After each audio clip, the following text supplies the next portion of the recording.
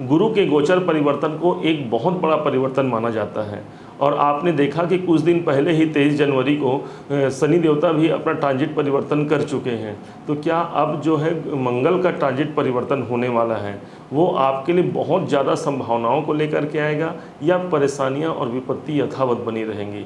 वास्तव में गुरु एक ऐसा ग्रह है जो हमारे जीवन में बहुत ज़्यादा सकारात्मक परिवर्तन लेकर के आ सकता है, क्योंकि गुरु के पास वो सामर्थ्य होती है, वो शक्ति होती है जो हमें बहुत से परेशानियों से हमें मुक्ति दिला सकता है। आप यदि मेष लगन के हैं ये, तो आप ध्यान रखेंगे ये जो हमारा विश्लेषण है इसके आप मेष लगन के अनुसार ही देखेंगे। और यदि आपको ज्ञात नहीं है कि आपकी कौन सी लगन है, तो फिर ये जो विश्लेषण है वो मेष राशि के आधार पर ही है। तो इस हिसाब से आइए प्रारंभ करते हैं इस खास कार्यक्रम को, जिसमें हमें उम्मीद है कि आप हमारे सहभागी बने रहेंगे। अच्छा लगेगा जब आप हमारे साथ रहेंगे, तो हमें अकेलापन महसूस नहीं होगा और हम ज़्यादा विश्लेषणात्मक अध्ययन कर सकेंगे। बिना विलंब के प्रयास करते हैं। तो मेष राशि, आपने देखा कि मेष राशि के जो स्वामी हैं वो स्वयं हो गए मंगल देव।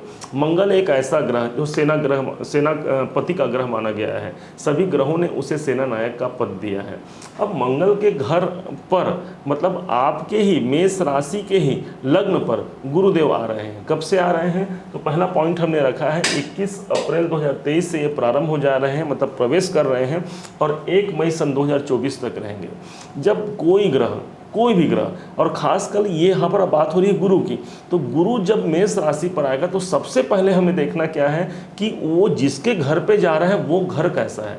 आप ये समझिएगा, ऐसे समझिएगा कि आप यदि किसी के घर जा रहे हैं तो वो यदि आपके मित्र का घर है तो आप वहाँ पर सहज महसूस करेंगे और वहाँ ज़्यादा खुल कर के कार्य करेंगे। ठीक इसी प्रकार से यहाँ पर मेष राशि पर ही गुरुदेव का आगमन हो रहा है।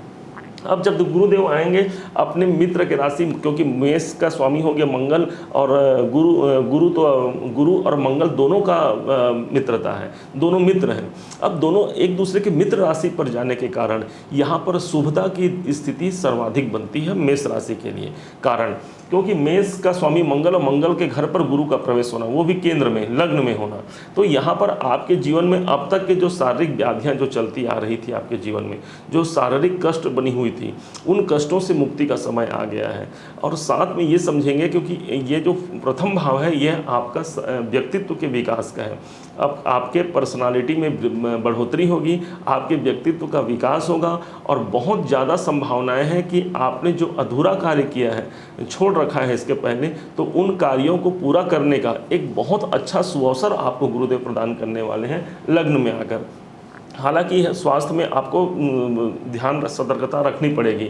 सतर्कता का कारण यही है कि गुरुदेव जहाँ पर जाते हैं उस दीपक तले अंधेरा, मतलब कहा गया है कि गुरु जहाँ पर होंगे उस भाव को कम करेंगे, और खासकर केंद्र में, तो केंद्र में गुरु तो यहाँ पर आ ही गए हैं। तो इस हिसाब से आपको स्वास्थ्य पर अपना ध्यान रखना होगा, और सबसे बड़ी बात यही होगी कि आपके ज्ञान में वृद्धि होगी। कारण आप समझिएगा, क्योंकि यहाँ पर से गुरु की जो दृष्टि पड़ेगी वो 3 दृष्टियाँ हैं गुरु की। तो कौन कौन सी? तो 5वीं, 7वीं और 9वीं दृष्टि। तो इन दृष्टियों का प्रभाव भी आप पर पड़ेगा। तो 5वीं दृष्टि यही है, गुरुदेव यहाँ पर बैठ गए हैं गुरुदेव। अब यहाँ से 1 2 3 4 5, ये पंचम दृष्टि गुरु का यहाँ पड़ गया, 5वीं दृष्टि, और यहाँ से आ गई 7वीं दृष्टि, और 8 9, और यहाँ पर आ गई गुरु की 9वीं दृष्टि। तो इन दृष्टियों का प्रभाव आप पर सर्वाधिक पड़ने वाला है। क्या क्या प्रभाव पड़ेगा अभी हम इसे समझेंगे। अभी समझते हैं कब से कब तक रहेंगे। तो 21 अप्रैल से प्रारंभ हो जाएंगे और 1/5/24 तक ये रहेंगे। इसके तुरंत बाद गुरु का ये जैसे ये प्रवेश करते हैं, तो ये मान के चलिए कि अब तक जो समस्याएं थी उनमें मुक्ति मिलने की संभावना रहेंगी। अब ये बीच में वक्री भी हो जाएंगे। कोई ग्रह जब वक्री होता है तो वो आपको फिर से पुराने घर का, मतलब जो आपने अभी तो आपके लगन में आ गए, जब ये वक्री हो जाएंगे तो ये फिर से द्वादश भाव का फल देंगे। द्वादश भाव का फल देंगे मतलब पुनः फिर से इस कब से कब तक? तो 4 सितंबर 2023 से 30/12/23 तक के अभी टाइम है। अभी सितंबर से दिसंबर तक के जो मध्य समय रहेगा वहाँ पर गुरुदेव जब वक्री रहेंगे तब फिर से द्वादश भाव का फल देंगे। परंतु अभी आपके लिए अच्छा समय है, अभी आपके लिए सभी कामनाओं को पूर्ति करने का समय है। और कहाँ कहाँ देंगे? गुरु की दृष्टि के बारे में बताएंगे आपको, क्योंकि 5वीं, 7वीं और 9वीं दृष्टि दृष्टि होती है, हमने अभी बताया आपको। तो 5वीं दृष्टि यहाँ पर आ गया, और ये 7वीं दृष्टि, और ये हो गया 9वीं दृष्टि। अब इसका क्या प्रभाव होगा जब कोई ग्रह 5वीं दृष्टि देगा, और खास करके गुरु, तो गुरु की 5वीं दृष्टि को माना गया है कि ज्ञानवर्धक दृष्टि, आपके शिक्षा में बढ़ोतरी। आप यदि शिक्षा अर्जित कर रहे हैं तो ध्यान रखेंगे आपकी शिक्षा में बहुत बढ़ोतरी हो सकती है, आपके ज्ञान में वृद्धि हो सकती है। जो लोग टेक्नोलॉजी से जुड़े हैं उनको सफलता यहाँ पर मिल सकती है। साथ में जिनके संतान में प्रॉब्लम आ रहे थे या जिनके संतान संबंधी उनको समस्या चल रही थी, तो संतान संबंधी समस्या से भी मुक्ति मिलने का एकमात्र जरिया आपको यहाँ पर गुरुदेव प्रदान करेंगे, क्योंकि पंचम दृष्टि गुरु की यहाँ पर पड़ रही है। यही वो भाव है जो आपके पेट है, मतलब हमारा उदर है। तो यदि उदर में कोई प्रॉब्लम है, पेट संबंधी कोई समस्या चल रही है, तो गुरु की दृष्टि वहाँ पड़ रही है, तो ध्यान रखेंगे वहाँ पर पेट संबंधी समस्याओं से हमें मुक्ति मिल सकती है। और साथ में लगन में गुरु और पंचम में दृष्टि, तो यहाँ पर कई लोगों को ऐसा भी हो सकता है जो मोटापे के शिकार हो सकते हैं। तो यहाँ पर ध्यान रखना होगा कि अपने शरीर को योग, व्यायाम, प्राणायाम इत्यादि से अपने शरीर को आप स्वस्थ रखें, जिससे आपको उदर संबंधी परेशानी ना आने पाए। और इसके बाद यहीं से गुरुदेव यहीं से 7वीं दृष्टि दे रहे हैं 7म भाव पर। 7म भाव हो गया आपके पार्टनर का। यदि आप ऑलरेडी मैरिड हैं, आपका विवाह हो चुका है, तो आपके जीवन साथी भाव पर गुरु की दृष्टि है, बहुत अच्छा होगा। जीवन साथी से जो तनाव पुराने चल रहे हैं उन तनावों से मुक्ति मिलेगा।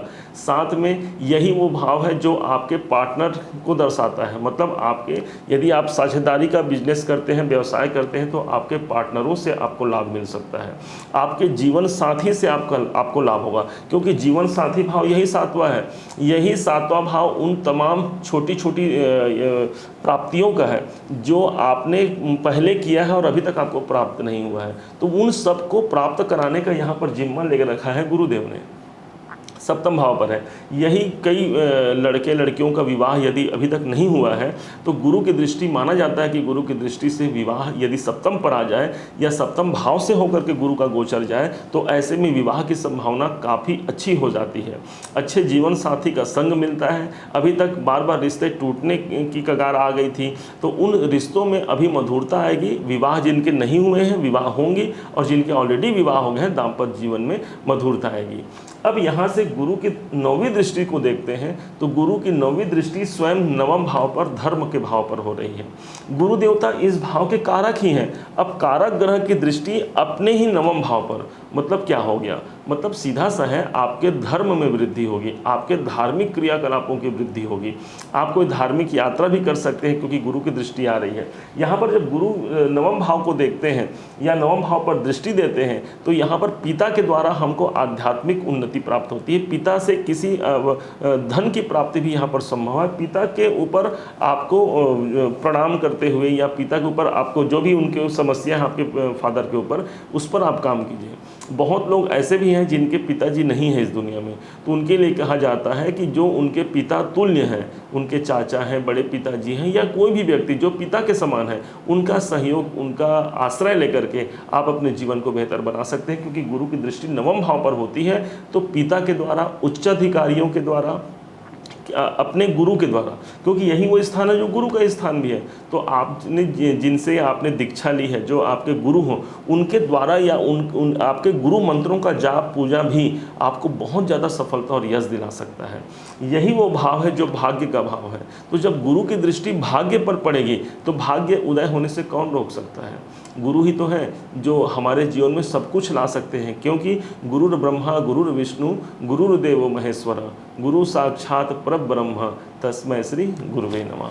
तो गुरु की दृष्टि 9म भाव पर आकर के आपके भाग्योन्नति में वृद्धि करेंगे। आप गुरु मंत्र का जाप यदि साथ में कर लेते हैं, या आप ये बात है कि बहुत लोग गुरु दीक्षा नहीं लिए हैं या जिनके पास गुरु अभी तक नहीं बनाए हैं, वो कैसे करें? उनके लिए बताया जाता है कि जिनकी गुरु अभी तक नहीं बने हैं, वो भगवान शिव जी को अपना गुरु मान सकते हैं। भगवान शंकर को गुरु मान करके उनके पवित्र नाम ओम नमः शिवाय जो पंचाक्षर मंत्र है, इनका जाप करके आप 9th हाउस को एक्टिव कर सकते हैं, क्योंकि गुरु की दृष्टि अभी यहाँ पर आ रही है। अब यहीं पर भाग्य का आपको देखिए कहाँ कहाँ सहारा मिल गया। सबसे पहले आपको अपने पर्सनालिटी का सहारा मिल गया, आपके व्यक्तित्व में विकास हो गया लगन पर बैठ करके। पंचम पर दृष्टि है आपके एजुकेशन में, संतान में, आपके क्रिएटिविटी में, इन सब में अचीवमेंट आपको दे दिया, सब में अच्छी हो गया। पंचम भाव ही शेयर मार्केट का है, तो शेयर मार्केट में भी अच्छी खासी सफलता का योग बना देगा। पंचम भाव ही आपके मन स्थिति की है, तो मानसिक, जब गुरु का प्रभाव पंचम भाव पर आएगा तो मानसिक स्थिति कैसे हमारी बिगड़ सकती है, कैसे बुरी हो सकती है। तो कहने का मतलब यह है कि निर्णय क्षमता आपकी अच्छी हो जाएगी और उस निर्णय क्षमता के द्वारा आप अपने जीवन को बेहतर बना देंगे। सातवीं दृष्टि को आपने समझा कि सातवीं दृष्टि जब भी आती है गुरु की, तो सातवीं दृष्टि जब आए तो दाम्पत्य जीवन पर, आपके बिजनेस, हाँ सबसे इंपॉर्टेंट है यह आपका बिजनेस भाव भी है। तो यदि व्यापार भाव पर गुरु की दृष्टि आ जाए तो आप सोच सकते हैं कि गुरुदेव जब व्यापार को देखते हैं तो व्यापार बहुत बड़ा बनाते हैं। जितना बड़ा भी अभी प्रेजेंट में आपका व्यापार है, व्यवसाय है, उसमें आप मान के चलें कि गुरु की दृष्टि आ गई तो उसमें वृद्धि होगी, क्योंकि गुरु वृद्धि का कारक है। तो इस कारण से व्यापार में वृद्धि का भी संकेत यहाँ मिल गया। जीवन साथी से और पार्टनर से, मित्रों से सहयोग का समय मिल गया।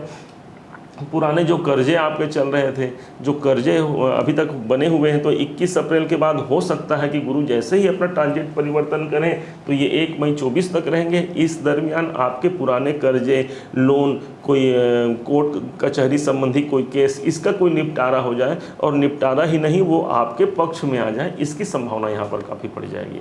आपने गुरु को तो समझा ही, अब हम समझते हैं अगले पॉइंट को। गुरु जहाँ रहेगा वहाँ बड़ा कार्य कराता है, तो गुरु तो आपके लगन में है, तो बड़ा कार्य किसके ऊपर होना है? बड़ा कार्य हमारे स्वयं के ऊपर होना है। अपनी स्किल को बढ़ा लेना है। आप में जो कमी हमको लगता है, यदि मुझ में ये कमी है और उसको यदि मैं बढ़ा लेता हूँ तो अपने जीवन में बहुत प्रोग्रेस कर सकता हूँ, तो वो करना है भाई। क्योंकि गुरुदेव जब लग्न में आए हैं तो आपको शांत रहने नहीं देंगे। गुरु कैसे हैं? गुरु तो तपस्वी ग्रह हैं, गुरु तो हमेशा कर्म करने को दर्शाते हैं। इसी कारण से शायद गुरु को नवम भाव का अधिपति भी माना गया है। अब यहाँ से गुरु पर शनि की दृष्टि है। ऑलरेडी आप जानते हैं कि यहाँ पर शनि की दृष्टि गुरु पर है। ये शनिदेव बैठे हुए हैं, 17 जनवरी से आए हुए हैं, तो 1 2 3, तो शनि की दृष्टि ये आ गई, तीसरी दृष्टि शनि की। तो शनि की दृष्टि के साथ गुरु का दृष्टि मिल जाना, तो शनि कौन है समझिएगा, तो शनि है कर्म के देवता, और गुरु कौन है? तो गुरु है हमारे जीवन में हम स्वयं गुरु हैं, क्योंकि जीव का कारक माना गया है गुरु को। तो जब शनि की दृष्टि गुरु पर जाता है, गुरु शांत ग्रह है, गुरु साधु स्वभाव का है, गुरु मुनि है, तो इन पर यदि शनि की दृष्टि आ जाए तो यहाँ पर गुरु ज़्यादा प्रेशराइज्ड होकर के काम करेगा। किस हेतु? आपके लगन और जो बताए उसके हेतु। ऑलरेडी पहले से ही राहु देव यहाँ पर विद्यमान है, तो अब गुरु और राहु दोनों का कॉम्बिनेशन भी यहाँ पर बहुत अच्छा तो नहीं माना जाएगा, क्योंकि जब गुरु और राहु आपस में मिलते हैं तो ये आपस में मिल करके चांडाल नाम का योग बना देते हैं। और जब ये चांडाल योग बन जाता है, ये चांडाल योग, तो जब ये चांडाल योग बन गया तो कहाँ बन गया? तो लगन में बन गया। तो कभी कभी ऐसा हो सकता है कि व्यक्ति सेल्फिश हो सकता है उनमें ईगो की भावना आ जाए कि मतलब मैंने दूसरों के लिए इतना किया और मुझे कुछ प्रतिफल नहीं मिल रहा है। उस कंडीशन में थोड़ा सा ये हो सकता है कि थोड़ा सा मानसिक अशांति आ जाए। हम इसके लिए एक अलग से वीडियो बना करके भी लाने वाले हैं कि ये गुरु राहु के चांडाल योग का मेष राशि के जातकों पर, मेष लग्न पर क्या प्रभाव पड़ेगा, इसको आप जरूर देखिएगा। उम्मीद है कि ये सारा विश्लेषण आपको समझ में आया होगा। आप मेष राशि के हैं और मैंने प्रयास किया है कि आपको यह उचित मार्गदर्शन दे सकूं। यदि आपने मेरे इस वीडियो से लाभ प्राप्त किया है, मेरे समझाने का तरीका और मेरा प्रयास आपको उचित लगा हो, तो एक लाइक कीजिएगा और एक कमेंट करके मेरा आत्मबल जरूर बढ़ाइएगा। और हाँ, यदि अभी तक आपने सब्सक्राइब नहीं किया है तो सब्सक्राइब करके बेल आइकॉन को दबाइएगा। पुनः एक बार फिर आप सभी का दिवस मंगलमय हो, इसी शुभकामनाओं के साथ। जय श्री राम।